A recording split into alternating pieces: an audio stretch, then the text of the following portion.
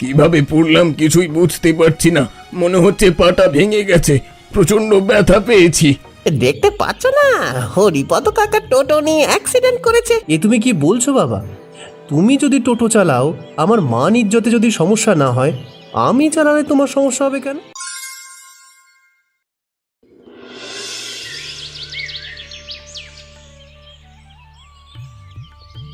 কি গো, এত ভোরবেলায় তুমি এখানে কি করছো? কি আর করব, টোটোটা একটু পরিষ্কার করছি, রাস্তা থেকে ময়লা লেগে গেছে। সেটা এত ভোরবেলা উঠে পরিষ্কার করতে হবে নাকি?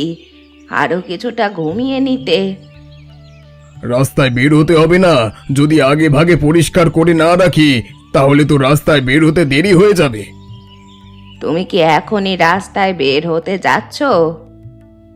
যত ভোরে বেরোবো তত দুটো পয়সা বেশি রোজগার করতে পারবো। কালকে তুমি অনেক রাত করে বাড়ি ফিরেছো, আজকে আবার এত ভোরবেলায় বেরোতে হবে না। আরো কিছুটা বিশ্রাম নাও, তারপরে বের হবে। না না, বিশ্রাম নেওয়া যাবে না, দুটো পয়সা বেশি রোজগার করতে পারলেই তো ভালো। ছেলেটা শহরে থাকে, হোস্টেলের টাকা দিতে হবে না। নিজের শরীরের দিকে একটু নজর দাও, পরে তো তোমার শরীর খারাপ করবে। আমার শরীর খারাপ করবে না, তুমি আমাকে নিয়ে এত চিন্তা করো না। কটা ভাত দাও, ভাত খেয়ে বের হয়ে যাই। আচ্ছা ঠিক আছে, তুমি গাড়ি পরিষ্কার করে হাত মুখ ধুয়ে আসো, আমি ভাত দিচ্ছি তোমাকে।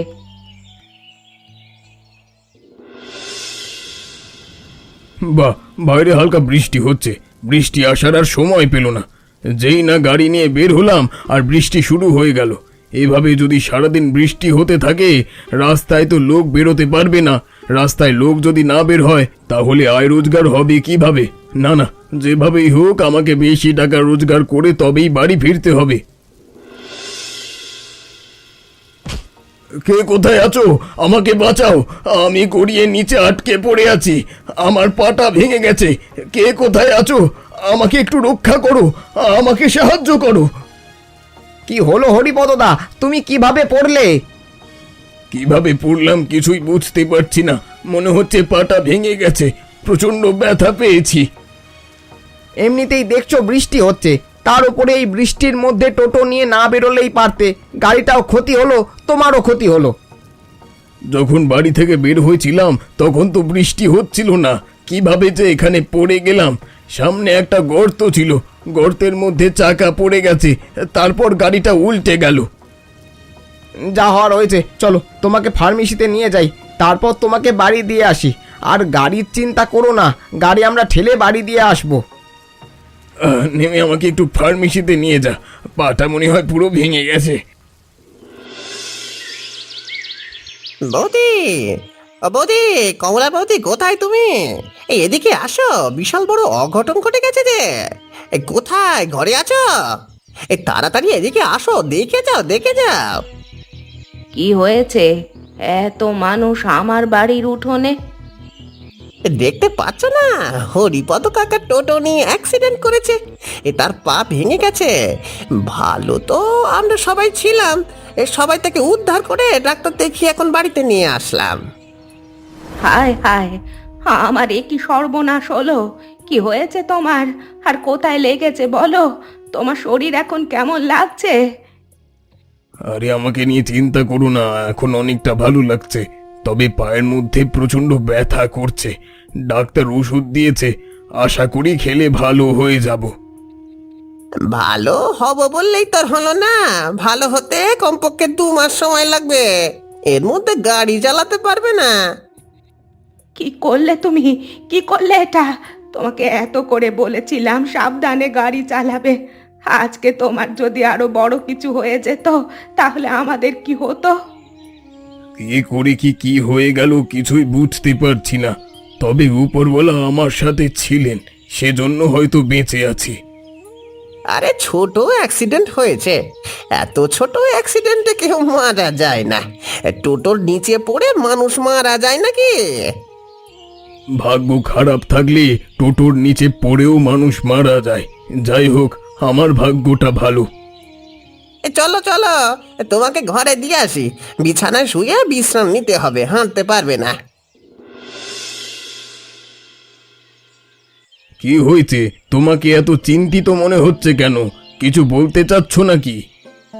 তুমি এমনিতেই অসুস্থ, তার উপরে যদি তোমার মাথার মধ্যে দুশ্চিন্তা ঢুকিয়ে দেই তাহলে তোমার শরীর যে আরো খারাপ করবে। তোমার শুনতে হবে না, তুমি বিশ্রাম নাও।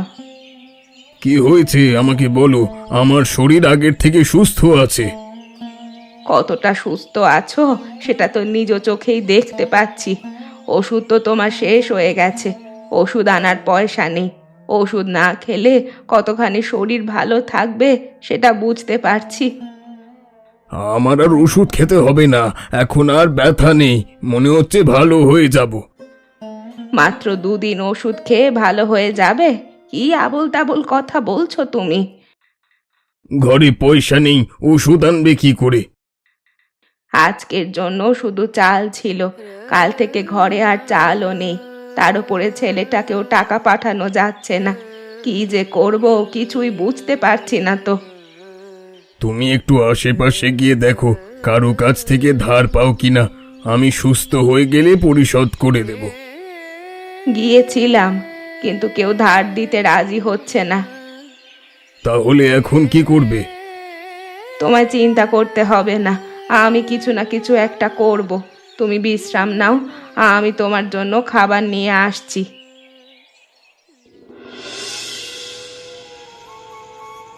দরজা খোলো মা, দরজা খোলো, আমি এসেছি মা। তুই এসেছিস বাবা, ভেতরে আয়। এত রাতে কে এসেছে কমলা? বাবা, আমি এসেছি। এত রাতে তুই কোথা থেকে এসেছিস বাবা? এদিকে আয়। তোমার শরীর এখন কেমন লাগছে বাবা? আগের চেয়ে একটু ভালো লাগছে তো? আমার শরীর তো ঠিক আছে, কিন্তু এত রাতে তুই হঠাৎ করে বাড়িতে চলে আসলি যে, কোনো ঝামেলা হয়েছে নাকি ওখানে? না বাবা, কোনো ঝামেলা হয়নি। তুমি অ্যাক্সিডেন্ট করেছো সেটা আজকে 3-4 দিন হয়ে গেল, আর আগে কেন জানাওনি? আমি অ্যাক্সিডেন্ট করেছি সেটা জেনে তুই বাড়ি এসেছিস? কে জানলো তোকে? কি গো কমলা, তুমি রাহুলকে খবর দিয়েছো?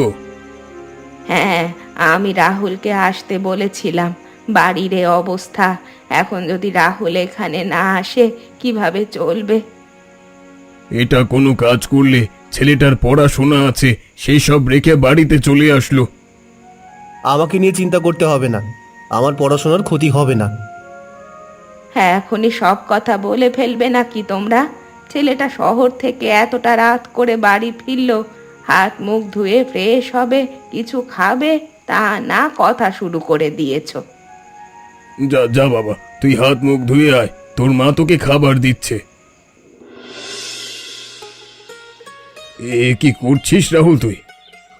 কি আর করব, টোটোটা তো ভেঙে পড়েছিল, বাজার থেকে ঠিক করে আনলাম, এখন একটু ধুয়ে পরিষ্কার করে নিচ্ছি।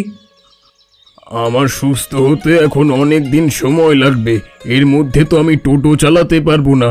তো ঠিক করার দরকার ছিল না, আমি নিজেই পরে ঠিক করে ধুয়ে নিতাম। আমি তো তোমার জন্য ঠিক করিনি। আমার জন্য ঠিক করিসনি? তাহলে কি তুই এই টোটো বিক্রি করে দিতে চাচ্ছিস? না না, এই টোটো বিক্রি করা যাবে না বাবা, এই টোটোটা দিয়েই তো সংসার চলে। না না বাবা, তুমি ভয় পেও না, আমি এই টোটোটা বিক্রি করব না। এখন থেকে এই টোটোটা আমি নিজেই চালাবো। তুই কি পাগল হয়ে গেছিস নাকি? তুই শহরে পড়াশোনা করছিস, পড়াশোনা শেষ করে ভালো চাকরি করবি, তুই কি না গ্রামে টোটো চালাবি? আমার মান ইজ্জত কিছু থাকবে? এ তুমি কি বলছো বাবা? তুমি যদি টোটো চালাও, আমার মান ইজ্জতে যদি সমস্যা না হয়, আমি চালালে তোমার সমস্যা হবে কেন? তোকে কি আমি এই টোটো চালানোর জন্য এত কষ্ট করে মানুষ করেছি? কোনো কাজ ছোট নয় বাবা, তুমি আমাকে পড়াশুনো করিয়েছো, পড়াশুনো করে আমি এটাই শিখতে পেয়েছি। আমি এত কথা শুনতে চাই না, আমি তোকে যেটা নিষেধ করছি সেটা কোনোভাবেই করা যাবে না। যাও তবে বাবা, তুমি ঘরে যাও, তুমি ঘরে গিয়ে বিশ্রাম নাও। আমি কি করব না করব সেটা আমি নিজেই ভেবে নিচ্ছি। এসব তুমি কি বলছো নিমাই? সত্যি বলছো নাকি মজা করছো? আরে আমি তোমার সাথে মজা করব কেন? আমি নিজে চোখে দেখে এসেছি এবং আমি সেই টোটোতে চড়ে বসেছি। হরিপদ সব সময় ছেলেকে নিয়ে গর্ব করত, শহরে পড়াশোনা করছে, বিশাল বড় চাকরি করবে, তার দুঃখ কষ্ট একদিন শেষ হয়ে যাবে। সেই ছেলে কিনা এখন শহর থেকে ফিরে গ্রামে টোটো চালাচ্ছে। আমার মনে হয় কি শহরে পড়াশোনা করেনি, না হলে একটা পড়াশোনা করা ছেলে কোনোদিন তো গ্রামে এসে টোটো চালাতে পারে না। তাহলে নিশ্চয়ই এতদিন বাড়িতে মিথ্যে বলেছে। আমার মনে হয় ওই ছেলে শহরে টোটো চালাতো, গ্রামে মিথ্যে বলতো। হবে হয়তো সেরকম কিছু। পড়াশোনা করলে এখন তো শহরে ভালো চাকরি করতো কি না। যাক, হরিপদদার এখন বড় বড় কথাগুলো শেষ হয়েছে। আগে তো দোকানে আসলেই তার বড় কথার কোনো কমতি থাকতো না। আমাদের ছেলেরা গ্রামে কাজ করে, টোটো চালায়, সেটা নিয়ে অনেক হাসি ঠাট্টাও করেছে। সেটাই তো বলছি, শেষ পর্যন্ত এখন তার ছেলে টোটো চালাচ্ছে। হঠাৎ করে তোমার আবার কি হলো? শরীর খারাপ লাগছে নাকি বেশি? হঠাৎ করে কি হলো কিছুই বুঝতে পারলাম না, মাথাটা প্রচণ্ড ঘুরাচ্ছে। রান্না বান্না শেষ করেছো নাকি? রান্না বান্না শেষ করতে পারিনি, গতকাল রাত থেকেই শরীরটা খারাপ লাগছিল। ভেবেছিলাম রান্না বান্নাটা করে কোনোভাবে তারপর একটু বিশ্রাম নেব, কিন্তু তার মধ্যেই তো শরীর অসুস্থ হয়ে পড়লো। গতকাল থেকেই যেহেতু তোমার শরীর খারাপ করেছে, সেহেতু তোমার আজকে রান্না বান্না করা উচিত হয়নি। আমি রান্না বান্না না করলে তোমরা দুজনায় খাবে কি? তাও তুমি একটা ঠিক কথা বলেছ। আমি বলি কি, ছেলেটাকে এবার বিয়ে করিয়ে দিই। বাড়িতে এখন একটা বউয়ের দরকার। তুমি আমি দুজনেই অসুস্থ, এভাবে তো আর সংসার টিকে থাকবে না। ছেলেটা এখনো পড়াশুনো শেষ করতে পারলো না, এর মধ্যে ছেলেটাকে বিয়ে করিয়ে দিব? তোমার ছেলের আর পড়াশোনা করতে হবে না, তোমার ছেলে তো এখন টোটো চালাচ্ছে, বিয়ে করিয়ে দিলে সমস্যা নেই। ছেলেটার সাথে একবার কথা বলে নেওয়া ভালো ছিল না? ছেলের সাথে কথা বলতে হবে না, আমি যেটা বলছি সেটাই হবে। তুমি একটু সুস্থ হলে ছেলের জন্য মেয়ে দেখা শুরু করো, ছেলেকে আমি বিয়ে করিয়ে দেব এবার। আচ্ছা ঠিক আছে, তাও আমি একবার রাহুলের সাথে কথা বলে দেখি। আমি বলেছি না কথা বলতে হবে না, আমি যেটা বলেছি তুমি সেটা করো। হয়েছে, শরীর খারাপের মধ্যে তুমি আর আমাকে জ্বালাতে এসো না তো, আমাকে একটু বিশ্রাম নিতে দাও। শোনো মা কবিতা, আজকের থেকে তুমি এ বাড়ির বউ। আমার একটা মাত্র ছেলে, পরিবারে আমরা খুবই অল্প মানুষ। ছেলেটা আমার টোটো চালাচ্ছে, তার জন্য যে অশিক্ষিত এমনটা নয়। ছেলে শহরে পড়াশুনো করে, হয়তোবা ওর বাবা ঠিক হলে আবারও শহরে চলে যাবে। আশা করি তুমি আমাদের পরিবারটাকে আগলে রাখতে পারবে। আপনি কোনো চিন্তা করবেন না মা, আমি আপনাদের এই পরিবারটা আমার নিজের মতো করেই আগলে রাখবো। এখন থেকে এই পরিবারটি আমার পরিবার। তোমার কথা শুনে আমি মনে কিছুটা শান্তি পেলাম। কোনো কিছুতে সমস্যা হলে তুমি সবার আগে আমাকে জানাবে। অবশ্যই মা, সবার আগে সব কিছু আমি আপনাকেই জানাবো। আপনাকে না জানিয়ে আমি কোনো কাজ করব না। সব কিছু আমাকে জানাতে হবে এমন কোনো কিছু নয়, তুমি নিজে থেকে চাইলেই কাজ করতে পারো, কিন্তু কোনো সমস্যার সম্মুখীন হলে সেটা অবশ্যই আমাকে জানাবে। ঠিক আছে মা, কোনো ধরনের সমস্যায় পড়লে অবশ্যই আপনাকে জানাবো। রাহুল, কবিতা এ বাড়িতে নতুন এসেছে, নতুন বউ হয়ে এসেছে, আমার মেয়ে হয়ে এসেছে। বৌমার যেন কোনো সমস্যা না হয়। এখন থেকে বৌমার দায়িত্ব কিন্তু তোর ওপরে। তার বাবা মা তোকে বিশ্বাস করে তোর হাতে তাদের মেয়েকে তুলে দিয়েছে, সেই সম্মান সব সময় বজায় রাখবি। অবশ্যই মা, আমি তোমাদের সম্মান এবং তাদের সম্মান, সবার সম্মান বজায় রাখবো। মনে থাকে যেন, দ্বিতীয়বার আমায় যেন আর কখনো বলে দিতে না হয়। ঠিক আছে মা, মনে থাকবে। তোমার আদেশ কখনো আমি অমান্য করব না। আচ্ছা ঠিক আছে, একটু পরে আমি খাবার দিচ্ছি, তোরা খাবার খেতে চলে আসিস। কি হয়েছে? তুমি এভাবে চিন্তিত হয়ে এখনো দাঁড়িয়ে আছো কেন? তোমার না টোটো নিয়ে বেরিয়ে যাওয়ার কথা? না না, তেমন কিছু না। আমি তো যাচ্ছিলাম, একটু এখানে দাঁড়িয়েছি আর কি। আমি নিজে দেখতে পেলাম এখানে অনেকক্ষণ তুমি দাঁড়িয়ে আছো, কোনো কথা বলছো না, এক ধ্যানে কি একটা চিন্তা করছো। নিশ্চয়ই তুমি কোনো দুশ্চিন্তার মধ্যে আছো। আমাকে বলো তো কি হয়েছে? কি হয়েছে তোমাকে কি যে বলি।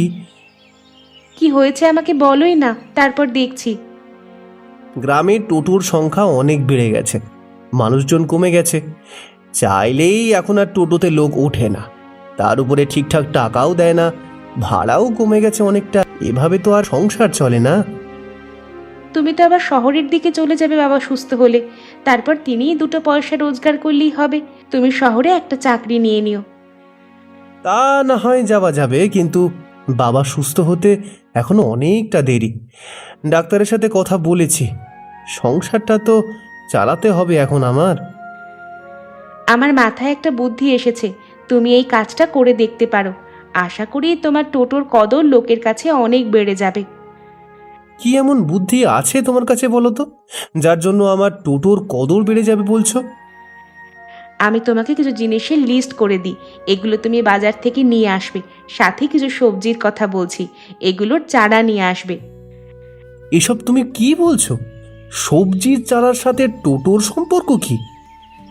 সেটা তো তখনই তুমি দেখতে পাবে। আমি তোমাকে এখন যেটা বলেছি তুমি সেটা করো।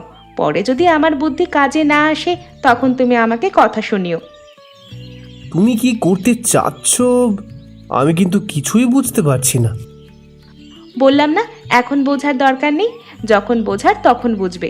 এখন আমি তোমাকে যেটা করতে বলছি তুমি শুধু সেটাই করো, বাকিটা আমি তোমাকে পরে বুঝিয়ে দেব। আচ্ছা ঠিক আছে, তোমার বুদ্ধি মেনে দেখি কি হয়। এটা আবার কি গাড়ি? এর আগে এই গ্রামে এমন কোনো গাড়ি দেখিনি তো। কেই গাড়ি নিয়ে আসলো আমাদের গ্রামে? এ তো দেখছি পুরো হুলস্থুল কাণ্ড। আরে গাড়ির বাহিরটা দেখলে শুধু হবে, কে নিয়ে এসেছে চেয়ে দেখো। এ কি রাহুল, তুমি আবার এ গাড়ি কোথা থেকে নিয়ে আসলে? এরকম গাড়ি এর আগে কখনো তো আমরা দেখিনি। নিশ্চয়ই শহর থেকে নিয়ে এসেছো, তাই না?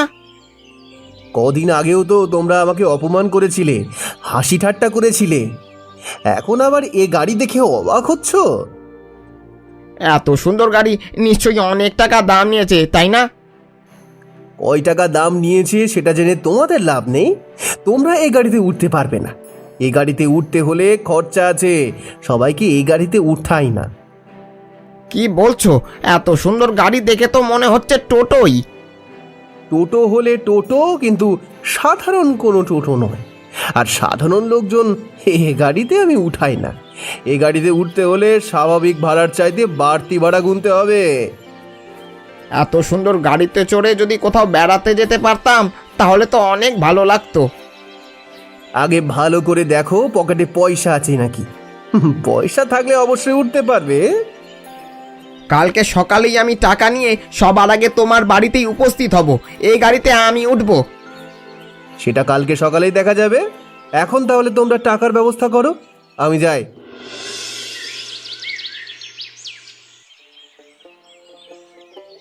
সকাল সকাল বাড়ির উঠোনে এত চেঁচামেচি কেন? কি হয়েছে? তোমরা এত লোক আমার বাড়ির উঠোনে জড়ো হয়েছো কেন? কোনো সমস্যা হয়েছে নাকি? না না বাবা, কোনো সমস্যা হয়নি। এরা সবাই আমার এই টোটোতে উঠবে, সেই জন্যই এসে সিরিয়ালে দাঁড়িয়েছে। এইসব তুই কি বলছিস? টোটোতে ওঠার জন্য লোক আমাদের বাড়িতে এত সিরিয়াল দিয়ে দাঁড়িয়ে আছে? তুমি ভালো করে টোটোর দিকে একটু চেয়ে দেখো, চেহারাই তো পাল্টে গেছে। এ কি টোটোর এ কি অবস্থা হয়েছে? এত সুন্দরভাবে টোটো সাজিয়েছিস তুই। আমি কিছুই করিনি, সবই তোমার বৌমার বুদ্ধি। সেই আমাকে বাড়তি রোজগার করার জন্য এই বুদ্ধিটা দিয়েছে। এ তো দেখছি খুবই ভালো বুদ্ধি। লোকজন সবাই হুমড়ি খেয়ে পড়ছে গাড়িতে ওঠার জন্য, তার উপরে ছাদ আবার সবজি চাষ করেছে। এটা দিয়ে তো আরো বাড়তি রোজগার হবে, ঘরের খাবার হয়ে যাবে। বৌমা তো ভালো বুদ্ধি করেছে, টোটোর উপরে সবজি বাগান করেছে। আমি সবার আগে এসেছি, আমাকে ধাক্কাধাক্কি করছে কেন? হ্যাঁ, আমি টাকা নিয়ে এসেছি। আগে এই গাড়িতে আমি আমার পরিবার নিয়ে ঘুরতে যাব। এত ধাক্কাধাক্কি করা যাবে না। সবাই সিরিয়ালে সুন্দরভাবে দাঁড়িয়ে থাকো। যে প্রথমে টাকা দেবে আজকে তাকে নিয়ে ঘুরতে যাব, বাকিরা কালকে পরশু এমন করে। রাহুলের উপর তখন আমি চেঁচামেচি করছিলাম, আজকে এই টোটোই আমার গর্ব হলো। রাহুল আমার গর্ব হলো।